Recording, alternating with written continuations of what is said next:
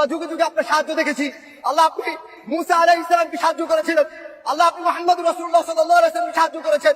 আল্লাহ আমরা মুহাম্মদ রাসূলুল্লাহ সাল্লাল্লাহু আলাইহি ওয়াসাল্লামের উম্মত। আল্লাহ আমাদের কেউ নাই। আল্লাহ আপনাকে দেখি নাই, আপনাকে দেখার কোনো সুযোগ নাই। আল্লাহ আপনি আমাদেরকে সাহায্য করবেন না। আল্লাহ আমাদেরকে সাহায্য করেন, আপনি দেখিয়ে দেন আপনি যে ওয়াদা করেছেন ইন্নাহু লা ইফলাহুল যালিমুন, জালেমকে জীবনে সফল হবে না সেটা আমাদেরকে দেখান। আল্লাহ আমাদের অন্তরগুলোকে প্রশমিত করেন, আমাদের চোখকে শীতল করেন, আমাদের অন্তরে প্রশান্তি দান করেন। এই জালেমকে এমন নিকৃষ্ট শাস্তি দেন, দুনিয়া পর্যন্ত নরক বানিয়ে ফেলেন, পরকাল পর্যন্ত নরক বানিয়ে ফেলেন। আল্লাহ আমাদেরকে শাস্তি দেখান। আল্লাহ আমাদেরকে আপনার আরিনা আয়াতান ফি, আল্লাহ আমাদেরকে আপনার নিদর্শন দেখান। আল্লাহ আমরা সর্বশেষ নূহ আলাইহিস সালাম যে বদুয়া করেছে সে বদুয়া করছি, রব্বিনা তাযার আলাল আরদি মিনাল কাফিরিনা দাইয়ারা। আল্লাহ পৃথিবীতে একটা জালিম অবশিষ্ট রাখবেন না, একটা জালিম অবশিষ্ট রাখবেন না। আল্লাহ একটা জালিম অবশিষ্ট রাখবেন না। আল্লাহ খুবাইব রাদিয়াল্লাহু আনহু যে বলেছিল আল্লাহুম্মা আহসিম আদাদা, আল্লাহ একটা একটাকে গণনা করে রাখেন। ওয়াক্তুলহুম মাদাদা, আল্লাহ একটা একটাকে হত্যা করেন। ওয়ালা তুগাদি মিনহুম আহাদা, আল্লাহ একটাকে রাখবেন না। আল্লাহুম্মা শাত্তিত শামলাহুম। আল্লাহ আজকে আমরা নিপীড়িত, নির্যাতিত। আল্লাহ ওইগুলো আমরা নির্যাতিত, গাজায় নির্যাতিত, আল্লাহ বাংলাদেশে নির্যাতিত। রাসূলুল্লাহ, আল্লাহ আপনার সাহায্য কখন আসবে? আল্লাহ আমাদেরকে সাহায্য করেন। আল্লাহ ফজা পাগলা সংসদে হেভি মুক্তিযুদ্ধ দেখছেন তো? যতদিন রয়্যাল বেঙ্গল টাইগার থাকবে মুক্তিযোদ্ধা জিতবে, রাজাকার কোনোদিন এদেশে জয়লাভ করতে পারবে না। বিএনপির অন্যান্য এমপি মন্ত্রীরাও আমি তো এই নিয়ে এপিসোড করেছি। আবার দেখলাম জামাতের এমপি শাহজাহান সাহেব কইছে গোলাম আজম নাকি স্বাধীন পূর্ব পাকিস্তানের স্বপ্ন দেখেছেন। এই সংসদ একটা নাট্যশালা হয়ে যাইতেছে। মাঝে মাঝে দেখি এনসিপি মুক্তিযুদ্ধ করে সিক্কর পারে। মুক্তিযুদ্ধের নতুন রূপ তৈরি হয়েছে, মুক্তিযুদ্ধের নবায়ন হয়েছে। আমি এখন কই যাই, সবাই দেখে মুক্তিযোদ্ধা হয়ে গেছে, খালি আমি একাই রাজাকার হয়ে গেলাম।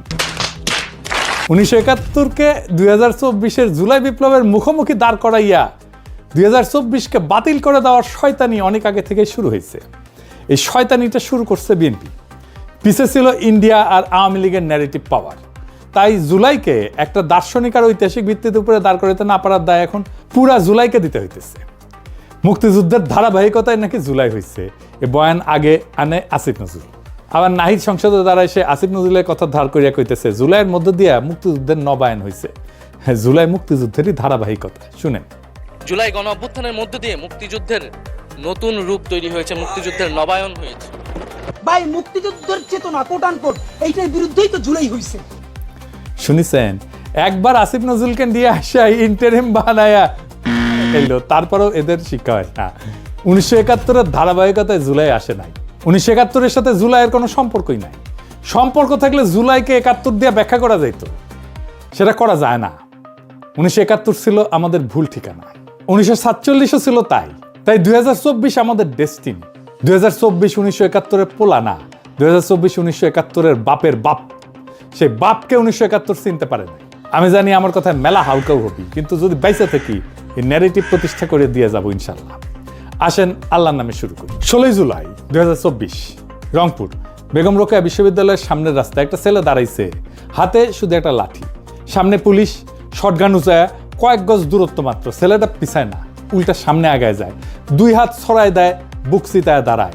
সে যেন বলতেছে গুলি করো, আমি প্রস্তুত। ঠিক কিনা? তাই তো, পুলিশ গুলি করলো। প্রথম গুলি ছেলেটা টলল না, দ্বিতীয় গুলি ছেলেটা মাটিতে পড়ল। আবু সাইদ, বয়স মাত্র 22। এই এক দৃশ্যের ভেতরে পুরা 2024-এর রহস্য, পুরা না বলা কথা লুকায় আছে। আবু সাইদ মরতে যায় নাই, সে জীবন দিতে গেছিল। মরতে যাওয়া আর জীবন দিতে যাওয়া দুইটা এক জিনিস না। মরতে যাওয়া বলতে কি বুঝি?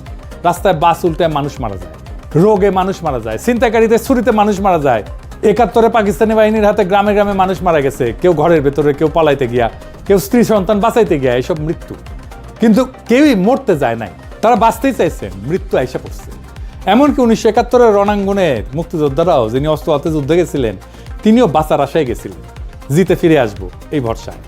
গুলি লাগলে শহীদ, কিন্তু গুলি না লাগলে ফিরে আসবো, আমার দেশ পাবো, আমার পরিবার পাবো। যুদ্ধে গেছেন কিন্তু মরতে যান নাই। জীবন দেওয়া সম্পূর্ণ আলাদা জিনিস। জীবন দেওয়া মানে আপনি জানেন আপনি ফিরবেন না, আপনি জানেন এই কাজটা আপনার জীবন দিয়ে শেষ হবে, আর আপনি সেটা মেনে নিয়েই দাঁড়াইছে। জুলাইয়ের শহীদেরা সবাই এই জিনিস করছে। মুগ্ধ যখন গুলির মুখে পানি বিতরণ করতেছে, সে জানতো পরের গুলি তার গায়ে লাগতে পারে। ফায়াজ যখন বুক চিতাইছে, জানতো। ওয়াসিম, অনেক, সাজিদ সবাই জানতো এই ছেলেরা বাঁচতে যায় না, তারা জীবন দিতে গেছে। তাহলে আবু সাইদ আলাদা কেন? আবু সাইদ এই জীবন দেওয়ার দৃশ্যটা আমাদের দেখায় দেবে সবার আগে, সবচেয়ে স্পষ্টভাবে। হাত সরানো, বুকুন মুক্ত, গুলির মুখে স্থির। ভিডিও আছে, ছবি আছে। ওই ছবিটা একটা দলিল, ওই ভিডিওটা একটা দলিল।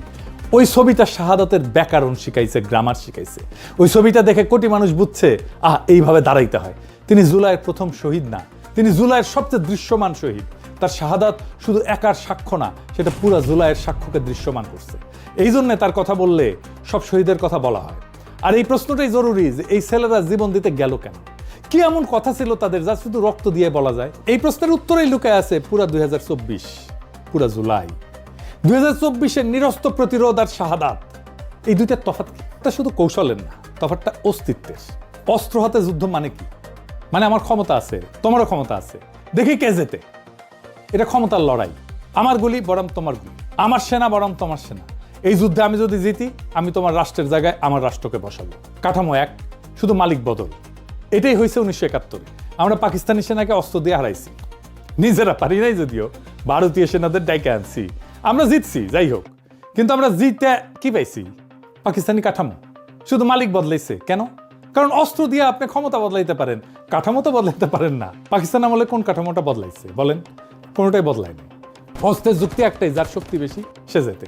আপনি যদি অস্ত্র দিয়ে যেতেন, আপনি সেই যুক্তিকেই বৈধতা দিতেছেন, তাহলে আপনার নিজের রাষ্ট্র সেই একই যুক্তিতে চলবে তো। এই জন্য 1971-এর পরে বাকশাল আসছে, স্বৈরশাসন আসছে, আয়নাঘর আসছে, হাসিনা আসছে, কারণ যুক্তি বদলায় নাই, শুধু শক্তিধর বদলাইছে। এইবার দেখেন 2024-এ কি হয়েছে। আবু সাইদের হাতে শটগান ছিল না, কামান ছিল না, বন্দুক ছিল না, ভারতীয় সেনাবাহিনী পাশে ছিল না, তার হাতে ছিল একটা লাঠি আর তার বুক। ক্ষমতার হিসাবে এটা একটা অসম যুদ্ধ। আবু সাইদের জেতার কোনো সম্ভাবনা ছিল না, কিন্তু আবু সাইদ জেতার জন্য তো দাঁড়ায় নাই, তিনি দাঁড়াইছিলেন সাক্ষ্য দিতে। অনেকে বলবে এটাই তো গান্ধীর অহিংসা, নিরস্ত প্রতিরোধ। না, এটা গান্ধীর অহিংসা না। কেন আবু সাইদের প্রতিরোধ গান্ধীর অহিংসা না? গান্ধীর অহিংসা ছিল একটা কৌশল। উনি বুঝছিলেন যে ব্রিটিশের অস্ত্র আছে, আমাদের নাই, তাই অস্ত্রের লড়াইয়ে যাব না, বরং নৈতিক চাপ দিয়া ব্রিটিশকে লজ্জায় ফেলব। সেজন্য অনশনে যাইত। গান্ধী বলতো না মরতে আসছি, বলতো জেলে যাব, অনশন করব, লজ্জা দিব। তো আবু সাইদ এটা করেন নাই, তিনি গেছেন সাক্ষ্য দিতে, শাহাদাত বরণ করতে। গান্ধী রাষ্ট্রের ন্যায় বিচার চ্যালেঞ্জ করতেছেন, আবু সাইদ রাষ্ট্রের সার্বভৌমত্বের ধারণাকে চ্যালেঞ্জ করতেছেন। প্রথমটা সংস্কারের দাবি, দ্বিতীয়টা কাঠামো ভাঙার দাবি। এইখানেই 2024 আলাদা। এই জন্য গান্ধীর ভারত আজকেও ব্রিটিশ কাঠামোতে চলে। সংসদ ভবন ব্রিটিশ, আইন ব্রিটিশ, আমলাতন্ত্র ব্রিটিশ, শুধু সাদা চামড়ার জায়গায় বাদামি চামড়া। কিন্তু 2024-এর শাহাদাত হাসিনার কাঠামোর বৈধতাকে ধ্বংস করে দিচ্ছে। শাহাদাত মানে কি? শুধু জীবন দেওয়া? শাহাদাত 3 অর্থের একটা শব্দ। শাহাদাত শব্দের 3টা অর্থ। প্রথম অর্থ সাক্ষ্য দেওয়া। একজন মুসলমান যখন বলে আশহাদু আল্লাহ ইলাহা ইল্লাল্লাহ, সে তখন সাক্ষ্য দিতেছে আল্লাহ ছাড়া কোনো উপাস্য নাই। দ্বিতীয় অর্থ সত্যের পক্ষে দাঁড়ানো, শুধু মুখে বলা না, শরীর দিয়ে দাঁড়ানো। তৃতীয় অর্থ মৃত্যু, যখন সাক্ষ্য রাখার জন্য জীবন দিতে হয়, সেই সাক্ষ্যদাতা হন শহীদ। শাহাদাত মানে এমন এক সাক্ষ্য যা শরীর দিয়ে লেখা, রক্ত দিয়ে লেখা। আবু সাইদ যখন বুক চিতায় দাঁড়াইলো, তার শরীর ছিল কলম, তার রক্ত ছিল কালি। সে লিখতেছিল একটা বাক্য যেটা মোছা যাবে না। কোন বাক্য লিখতেছিল তাহলে আবু সাইদ? লিখছে তোমাদের রাষ্ট্র চূড়ান্ত না, তোমাদের গুলি চূড়ান্ত না, তার উপরে একজন আছেন, তার কাছ থেকে হিসাব হবে। এই বাক্য নতুন না, এই বাক্য তিতুমিল লিখছিলেন নারকেল বাড়িয়ায়, দুদুমিয়ার ফাড়ায় যে কৃষকেরা লিখছিলেন জমিদারের লাঠির সামনে। আর এই বাক্য আবু সাইদ লিখলেন 2024-এ রংপুরের রাজপথে। আবু সাইদ এক মুহূর্তে সে দীর্ঘ সিলসিলা গিয়া দাঁড়াইলেন, আর রাষ্ট্র ওই মানুষটাকে আটকাইতে পারলো না। তার পথ ধরে আবাবিলের মতো আসলো লাখো লাখো কোটিতে কোটিতে। তো রাষ্ট্র কেন এই মানুষটাকে আটকাইতে পারে? আধুনিক রাষ্ট্র মানুষকে নিয়ন্ত্রণ করে 2টা জিনিস দিয়ে, ভয় আর লোভ। ভয় মারতে পারে, জেলে পড়তে পারে, পরিবার ধ্বংস করতে পারে, গুম করে ফেলতে পারে, তাই চুপ থাকো। লোভ চাকরি দেবে, ঠিকাদারি দেবে, ব্যাংক লুট করতে দেবে, তাই বশ্যতা স্বীকার করো। এনে 2 যন্ত্র দিয়ে হাসিনা 15 বছর চলছে।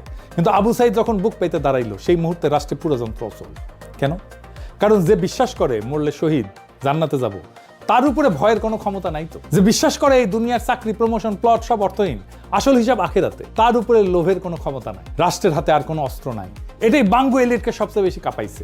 বাকশাল তাদের কাঁপায় নাই, আয়নাঘর তাদের কাঁপায় নাই, হাসিনার শাসন তাদের কাঁপায় নাই, 1/11 তাদের কাঁপায় নাই, ভারতীয় আধিপত্যবাদ তাদের কাঁপায় নাই। যা কাঁপাইছে তরুণদের সে আত্মসমর্পণের দৃশ্য। কার কাছে আত্মসমর্পণ? রাষ্ট্রের কাছে না, আল্লাহর কাছে। জার্মান আইন দার্শনিক কার্ল স্মিথ 1922 সালে বললেন, আধুনিক রাষ্ট্রের সব ধারণায় আসলে চুরি করা থিওলজি। আধুনিক রাষ্ট্রের একটা ধারণা আছে সোভারেন, সার্বভৌম, চূড়ান্ত রাষ্ট্র, চূড়ান্ত সার্বভৌম, যার উপরে কেউ নাই। এটা আল্লাহর গুণাবলী থেকে চুরি করা। আরেকটা ধারণা আছে স্টেট অফ এক্সেপশন, জরুরি অবস্থা। রাষ্ট্র বলে আজ আইন কাজ করবে না, সংবিধান স্থগিত, আমার ইচ্ছায় চলবে, এটাই চলবে। এটাই সার্বভৌমত্ব, এটাই সবচেয়ে বড় চুরি। ভাবেন মুসা নবীর সামনে সাগর 2 ভাগ হয়েছিল কেন? কারণ আল্লাহ চাইছিলেন।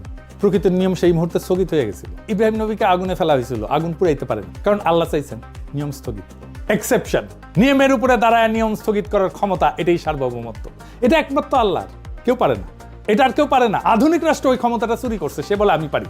হাসিনা যখন বলে জরুরি অবস্থা, উনি বলতেছেন সংবিধান কাজ করবে না, যখন বলতেছে আদালত আমার ইচ্ছায় চলবে, নির্বাচন আমার ইচ্ছায় আসবে, কে এমপি হবে আমি ঠিক করব, কে বেঁচে থাকবে, কে মারা যাবে, কে গুম হবে, কাকে গুলি করব, কাকে বাঁচতে দেবো না, কাকে দেশান্তরী করব, এটাই আমি ঠিক করব। সে তখন নিজেকে আল্লাহর জায়গায় বসাইতেছে। তিনি বলতেছেন নিয়ম স্থগিত করার ক্ষমতা আমার, এই ক্ষমতা মানুষের না, এই ক্ষমতা রাষ্ট্রের না, এই ক্ষমতা একমাত্র আল্লাহর। আর সবচেয়ে গভীর চুরি দিন আর দুনিয়ার বিভাজন। রাষ্ট্র বলে ধর্ম প্রাইভেট, রাজনীতি পাবলিক। মসজিদ একটা জায়গা, রাজপথ আর একটা। ইসলাম বলে দিন আর দুনিয়া আলাদা না, একই। পাকিস্তান এই চুরির উত্তরাধিকারী, বাংলাদেশে ওই চুরির উত্তরাধিকারী, হাসিনার রাষ্ট্রীয় চুরির উত্তরাধিকারী। আবু সাইদ বুক পেতে দাঁড়ানো সেই দাবিকে এক লহমায় চুরমার করে দিল। সে বলল তুমি চূড়ান্ত না, তোমার রাজপথ মসজিদ বিভাজন আমরা মানি না। এই এক বিশ্বাসে পুরো রাষ্ট্রের ভিত্তি কাঁপলো। হাসিনা পলাইলো। তারেক রহমান বলছিল শহীদরা শুধুমাত্র একটা সংখ্যা না, একটা প্রাণের সমাপ্তির অর্থ হইল একটা পরিবারের মৃত্যু, একটা স্বপ্ন এবং সম্ভাবনার অবসান। আসলে কি শহীদের মৃত্যু স্বপ্ন আর সম্ভাবনার অবসান? শহীদরা মরে না, না শহীদরা মরে না, সে মহাজীবনে যায়। কোরআনে একটা আয়াত আছে আপনারা জানেন, আল্লাহর পথে যারা নিহত হয় তাদের মৃত বলো না, বরং তারা জীবিত। কিন্তু তোমরা তা বুঝতে পারো না। এটা শুধু ধর্মীয় সান্ত্বনা না, এটা অস্তিত্বের সত্য। আমাদের সাধারণ জীবন কি? জন্ম, খাওয়া, বাঁচা, কাজ, বার্ধক্য, মৃত্যু, শেষ, মাটির নিচে পৌঁছে যাওয়া। কিন্তু শহীদের জীবন আলাদা। শহীদের মৃত্যুর মুহূর্তে সে এক সাধারণ জীবন থেকে বাইর হয়, এক মহাজীবনে প্রবেশ করে। সে মহাজীবন যা এই ডেল্টার মাটিতে গাঁথা। জাতি তুমির জীবন জাহাজি শরীয়তুল্লাহর জীবন, যিনি 1831-এ নারকেলবাড়িয়ার বাঁশের কেল্লায় ব্রিটিশ কামানের গোলার সামনে বুক পেতে দিছিলেন। যা ফারায়েজি বাহিনীর সেই কৃষক শহীদের জীবন, যাদের নাম পাঠ্য বইয়ে নাই, কিন্তু যাদের রক্ত পদ্মা মেঘনায় মাটিতে মিশে আছে। যা 1943-এর দুর্ভিক্ষে মইরা যাওয়া সেই লক্ষ লক্ষ হতভাগ্য বাঙালির জীবন, যারা ব্রিটিশ সাম্রাজ্যের লুটের সাক্ষী, আর যা 2024-এ আবু সাইদের জীবন। এই সব শহীদই একই সুতায় গাঁথা। তাদের রক্ত একই আকাশের নিচে পড়ছে, তাদের সাক্ষ্য এক, তারা সবাই এই ডেল্টার শহীদ। পদ্মা মেঘনা যমুনার মাটিতে মিশা শহীদ। শহীদ মরে না।